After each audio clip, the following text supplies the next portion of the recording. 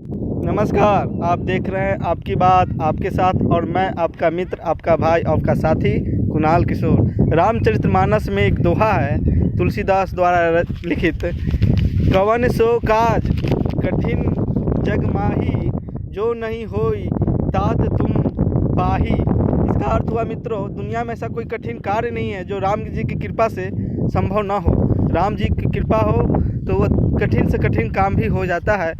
मेरा ये दोहा यहाँ पर कहने का तात्पर्य ये है कि हमारे प्यारे भाई बंधु और साथी लोग जो बीमारी से ग्रसित है और एक उम्मीद छोड़ चुके हैं कि हम ठीक नहीं होंगे, लाज शर्म से बताते नहीं हैं, उनको निराशा नहीं होना चाहिए। एक आशा की उम्मीद बांध कर रखना चाहिए और जीवन में उम्मीद की किरण को बनाए हुए रखना है और आगे बढ़ना है।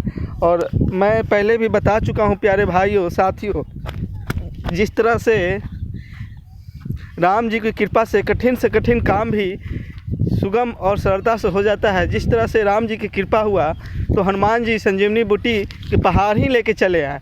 इसी तरह हमें भी ईश्वर पर विश्वास रखना चाहिए और उस विश्वास को दृढ़ता के साथ पालन करना चाहिए। छोटे छोटे काम मन में निराशा नहीं बढ़ना चाहिए और जो बीत गई है सो बात को विसार देना चाहिए।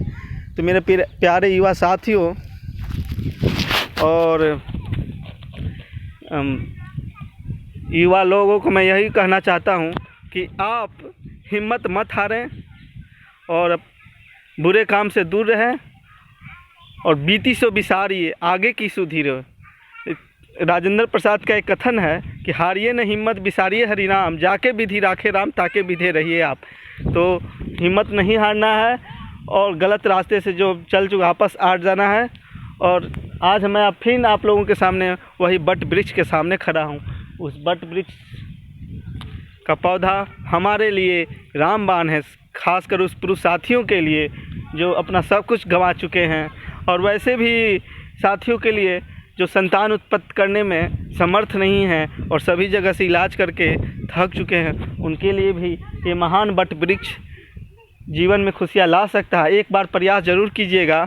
आज मैं आपको एक ऐसा ही उपाय बता रहा हूँ। वैसे मेरे प्यारे साथियों, खासकर युवा साथियों और खासकर समाज के लोग, युवा समाज के लोग जिनका विरह बहुत ही पतला हो चुका है और दिखाकर दवा खा कर थक गए हैं, लेकिन वो ठीक नहीं होता है और थोड़ा सा गाढ़ा होता है, फिर वही हो जाता है पतला जैसा। तो सेक्स करने के बाद फिर उन्हें होता है कि नहीं मेरा विरह पतला ही है। उनके लिए एक रामबाण औषधि मैं बताऊंगा, जिसका आप सेवन करें और राम जी पर विश्वास रखें तो आपको ज़रूर आराम मिलेगा। प्यारे साथियों, मेरे भाइयों और मित्रों, इस बट वृक्ष को जहाँ भी देखें उनको आदर दे और उसको उखाड़ कर फेंके नहीं, उसको पनपने दे, क्योंकि यह एक समाज का थाती है।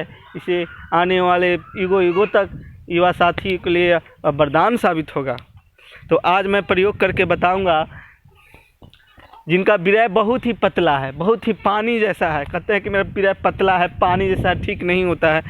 तो आपको हिम्मत मत हारना है। पहले तो मैं बता चुका हूँ, हिम्मत मत हारिए और राम जी का विश्वास रखिए।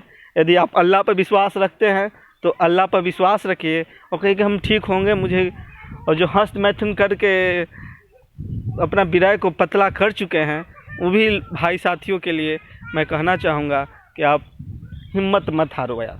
हिम्मत हार जाओगे तो फिर ये कैसे होगा। और मैं एक और अपने साथियों के लिए बताना चाहता हूँ जिनका विरह बहुत ही पानी लगता है, जैसे पानी और विरह में अंतर ही नहीं बुझाता है और क्षण से गिर जाता है। उनके लिए प्यारे मित्रों मैं एक प्रयोग बताता हूँ। ये देखिए, ये बट वृक्ष का जो पत्ता है,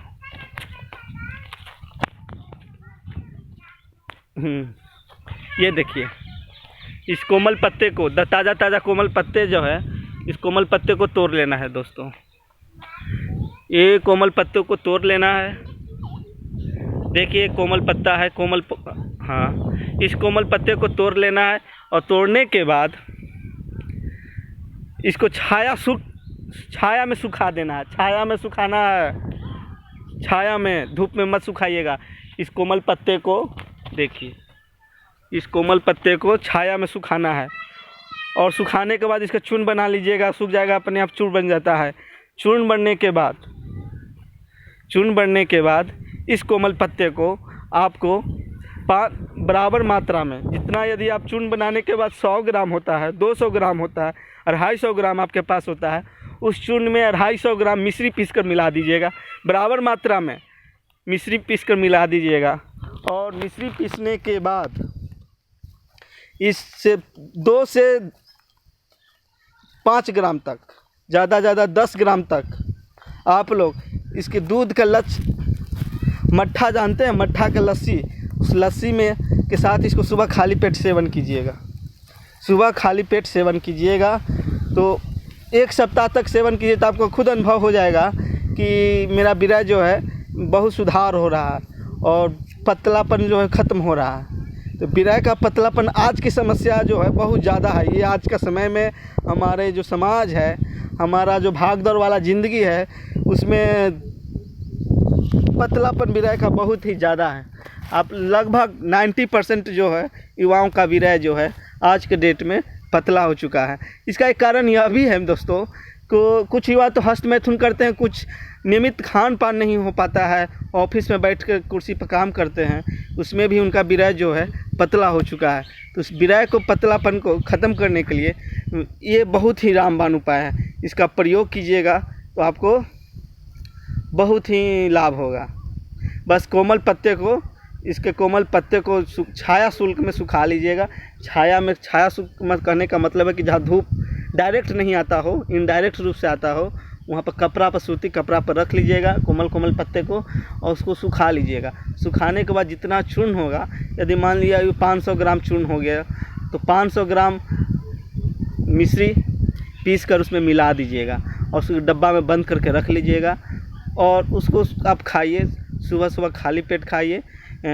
लस्सी के साथ भी खा सकते हैं, खा लीजिए। ऊपर से लस्सी, दूध का लस्सी जो मट्ठा बनता है उससे पीजिए। आपको कुछ ही दिन में जो है पतलापन ख़त्म हो जाएगा। यदि दूध लस्सी व्यवस्था नहीं हो पाता है तो दूध ही ठंडा दूध पीजिए। ये भी बहुत ही फ़ायदा करता है। और ख़ास करके विरह का गुणवत्ता में बहुत सुधार, जो संतान उत्पन्न करने में समर्थ नहीं है, जो लोगों को कहता है कि आपके शुक्राणु नहीं बनता है आपके शरीर में, आपके यहाँ शुक्राणु नहीं, उनके लिए भी शुक्राणु तो तेज़ी से बनेगा। उत्तम संतान, स्वस्थ संतान का जन्म होगा। तो प्यारे साथियों, आज के लिए बस इतना ही। हमेशा की तरह मैं इस बार भी, लॉकडाउन का समय है और लॉकडाउन का समय नहीं भी रहता है तो हर बार की तरह मैं कहता हूँ कि अपना ख्याल रखिएगा और अपनों का भी ख्याल रखिएगा, क्योंकि इस बार मैं ज़्यादा जोर देकर कह रहा हूँ क्योंकि यह ज़रूरत अभी ज़्यादा है। तो नमस्कार, धन्यवाद मित्रों, बस आज के लिए इतना ही।